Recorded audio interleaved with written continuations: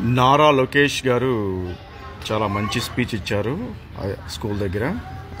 నేను అంతకుముందుల తన ఒక స్పీచ్ బిజినెస్ అను ఫారెన్ రిలేషన్స్ మీద ఇచ్చారు. అది ఇప్పుడు కాదు, 2 months క్రితం.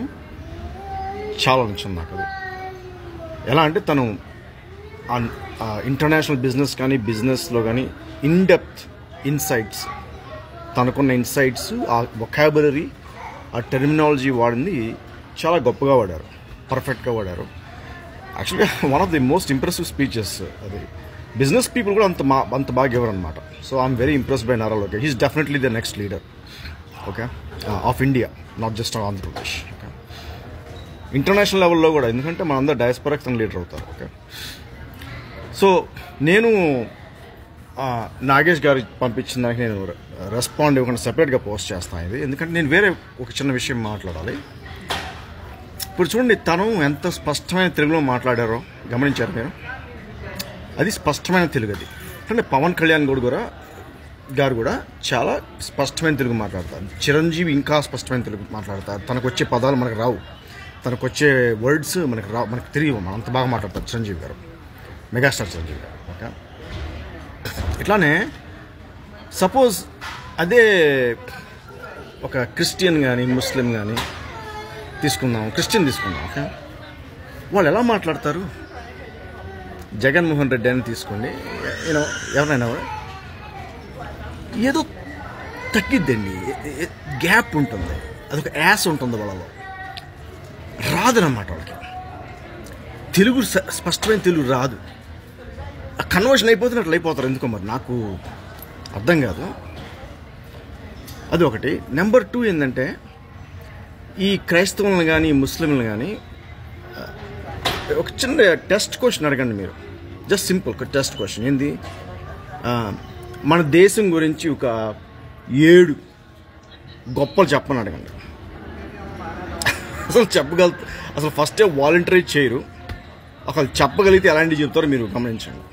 ఓకే, ఏదో పైన అవలీలగా షాలో, ఇన్డెప్త్ కాకుండా షాలో ఏదో చెబుతారు అనమాట.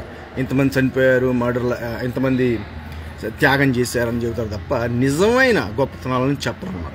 ఓకే, సో ఇది ఒక టెస్ట్ మీరు పెట్టండి. ఓకే, నెంబర్ 2, వాళ్ళు ఎటు భారత్ మాతాకి జై అనరు వాళ్ళు. చాలా తక్కువ, కొంతమంది అంటారేమో, చాలామంది అనరు క్రైస్తవులు. ఓకే, ఖచ్చితంగా డిటర్మినేషన్తో ఉంటారు అన్నమాట. అనమని మేము, మా దేవుడే మాకు గొప్ప, భారతాన్ని ఎందుకంటాం? అరే, నువ్వు నేషనాలిటీ గురించి మాట్లాడరా, దేశం గురించి మాట్లాడరు. నువ్వు ఎక్కడ ఉంటున్నావో, వేరే మతం నీ ఇష్టం, నీ ఐడియాలజీ నీ ఇష్టం, కానీ నీ దేశానికి నువ్వు సపోర్ట్ చేయి. అసలు నువ్వు దేశానికి సపోర్ట్ లేకపోతే ఇక్కడ నువ్వు ఎందుకు? ముస్లింలు 56 ముస్లిం నేషన్స్కి వెళ్ళిపోవచ్చు. వాళ్ళు ఉన్నాయి, 56 దేశాలు ఉన్నాయి. ఓకే, దేశాలు ఉన్నాయి, వెళ్ళిపోవచ్చు వాళ్ళు. క్రైస్తవులు 80 దేశాలు ఉన్నాయి, వెళ్ళొచ్చు. అక్కడికి వెళ్ళి ఉండండి కావాలంటే, తిక్కనికిద్ది బాగా. ఓకే, అప్పుడు తెలిసి వచ్చింది మన ఇండియాలో ఉన్న ఫ్రీడమ్స్, మన ఇండియాలో ఉన్న సంస్కృతి, మనకి వాళ్ళకి ఇచ్చే అదుపాయం, ఇచ్చే ఆపర్చునిటీస్ ఎక్కడ దొరకవు. లిమిటెడ్గా బ్రతకాలి వాళ్ళు ఎక్కడైనా కూడా. ఓకే, సో అదొకటి. ఓకే, ఇప్పుడు నేను ఎందుకంటే దీని మీద ఉద్యమానికి దిగాను అంటే చెబుతున్నాను అందరికీ. ఎవరైనా కూడా ఇక్కడ ఉన్నారు కదా, నాతో కొంతమంది వాదించారు ఇక్కడ గ్రూపుల్లో. నాతో ఎవరు వాదించినా కూడా నేను లాజిక్గానే వాదిస్తాను. వేరే రకంగా నేను మాట్లాడను. నేను మాట్లాడిన తర్వాత మళ్ళీ వాళ్ళు వాదన చేయలేరు ఎవరు, అది ఖచ్చితం. ఒక నాకు వచ్చారంటే, లాజికల్గా వచ్చారంటే నిజంగా వాళ్ళు గొప్పవాళ్ళు అయి ఉండాలి. ఎందుకంటే ఒకసారి నేను వాదించిన తర్వాత లాజిక్గా మళ్ళీ వాళ్ళు రారు వెనక్కి. ఓకే, దొంగ రూట్లు తీసుకుంటారు. ఏంటి, మాఫియా లాగా చేయటము, లేకపోతే ఏదో బెదిరించటము, లేకపోతే పలుకుబడిని వాడుకోవటము, లేకపోతే వేరే వాళ్ళకి ఫోన్ చేసి ఇలా చెప్పండి, ఇతనికి మామే ఎందుకు మాట్లాడుతున్నాడు, అసలు కొత్తోడు ఎందుకు మాట్లాడాలి అని ఏదో చెప్పుకుంటారు. ఓకే, సరే అండి, పక్కన పెట్టండి. ఆల్రెడీ జరిగిన ఈ విషయాలు వాళ్ళు ఎవరో వాళ్ళకే తెలుసు. చెప్పిన వాళ్ళు నాతో ఎవరు మాట్లాడారో అవి కూడా వాళ్ళకి తెలుసు. అఫ్కోర్స్ అడ్మిన్ గారు మాట్లాడారు నాతో, మళ్ళీ వేరే వాళ్ళు కూడా మాట్లాడాలి. వేరే వాళ్ళ పేర్లు తీసుకున్నాను. అడ్మిన్ గారి పేరు కాబట్టి నాగేష్ గారు తను మామూలుగా చెప్తాను, పర్లేదు. ఓకే, మిగతా వాళ్ళ పేర్లు అని చెప్పను, వాళ్ళకి తెలుసు బాగా వాళ్ళు ఎవరు. ఓకే, మీరు పోస్టులు చూస్తుంటే ఆల్రెడీ మీకు తెలిసే ఉంటుంది. నాకు ప్రైవేట్ మెసేజ్ చేస్తే నేను అన్ని స్క్రీన్ షాట్లు చేసి ఉంచాను, వాళ్ళ మెసేజ్లు మీకు పంపిస్తాను. ఓకే. సో ఇప్పుడు విషయం ఏంటంటే అండి, అసలు ఎందుకు ఈ విషయం మనం అంత గట్టిగా తీసుకోవాల్సి వస్తుంది ఈ టైంలో అనేది నేను చెబుతాను మీకు. ఇప్పుడు మన ఆంధ్రప్రదేశ్లో మల్లెపూలు పెట్టుకుంటారు ఆడవాళ్ళు, అవునా కదా? ఆంధ్రప్రదేశే కాదు, తమిళనాడులో పెట్టుకుంటారు, కర్ణాటకలో పెట్టుకుంటారు, ఆంధ్రలో పెట్టుకుంటారు, నార్త్ ఇండియాలో కూడా పెట్టుకుంటారు. ఇప్పుడు పెట్టుకున్నప్పుడు వాళ్ళు వేషలు అవుతారా మల్లెపూలు పెట్టుకుంటే? చెప్పండి. ఇదే పాస్టర్లు, క్రిస్టియన్ పాస్టర్లు ఇదే ప్రచారం చేస్తున్నారు ఆంధ్రప్రదేశ్లో, సౌత్ ఇండియా మొత్తం. మల్లెపూలు పెట్టుకున్న వాళ్ళంట వేషలు అంట. మళ్ళీ హిందూ స్టూడెంట్స్ క్రిస్టియన్స్ కాన్వెంట్స్కి వెళ్తుంటారు, అవును కదా, తల్లిదండ్రులు పంపిస్తూనే ఉంటారు.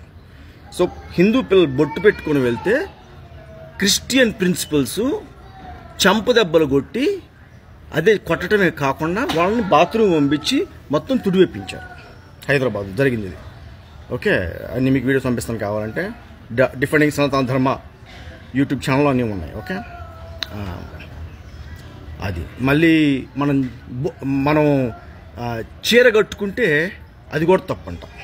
ఓకే, ఇలా మనం ప్రతి ఒక్కటి ఇవన్నీ సనాతన ధర్మ కాదండి, ఇవన్నీ మన కల్చరల్ విషయం, మన భారతీయ సివిలైజేషన్ వేల సంవత్సరాలు బట్టి వస్తున్నాయి. ఇవన్నీ వీటి మీద దాడి చేస్తున్నారు. ఇవే మనకు లేకపోతే, మన సంస్కృతి మనకు లేకపోతే, మన సివిలైజేషన్ మనకు లేకపోతే మనకి ఇంకేముంది?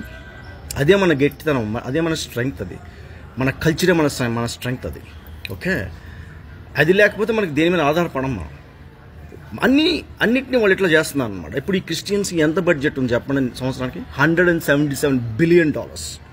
అంటే పాకిస్తాన్ మొత్తం జీడిపి $340 billion అయితే ఇది $177 billion. అర్థమైందా ఎంత పెద్ద క్రిస్టియన్ బడ్జెట్ మన ఇండియాలో పూర్ పీపుల్ని కన్వర్ట్ చేయడానికి? పైగా ఈ పూర్ పీపుల్ ఏం చేస్తున్నారు? ఈ హాస్పిటల్స్, ఈ క్రిస్టియన్ హాస్పిటల్స్ ఏం చేస్తుంది కదా?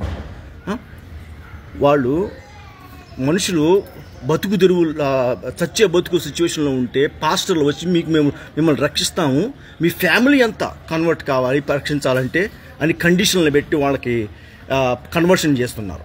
ఇదేమన్నా న్యాయమా మీరు చెప్పండి? అదే కాదు, మళ్ళీ ఈ క్రిస్టియన్స్ కాలేజీలు ఉన్నాయి. నా కొడుకుని పంపించడానికి అమూల్య మా ఇండియాలో మొన్న ఇంటర్వ్యూ జాయిన్ చేయబడిన కాలేజ్ అని చూసాం అన్నమాట. క్రిస్టియన్స్ కాలేజ్లో ఏంది మిషనరీ ఏంది? ఫస్ట్ మిషన్ ఏంటి? ఫస్ట్ ఆబ్జెక్టివ్ ఏంటి వాళ్ళది? Their responsibilities toward the church, దాని తర్వాత పబ్లిక్ అంట, దాని తర్వాత స్టూడెంట్స్ కంట. ఇది చెప్తున్నారు. అంటే ఫస్ట్ లాయల్టీ వాళ్ళకి చర్చ్ కంట.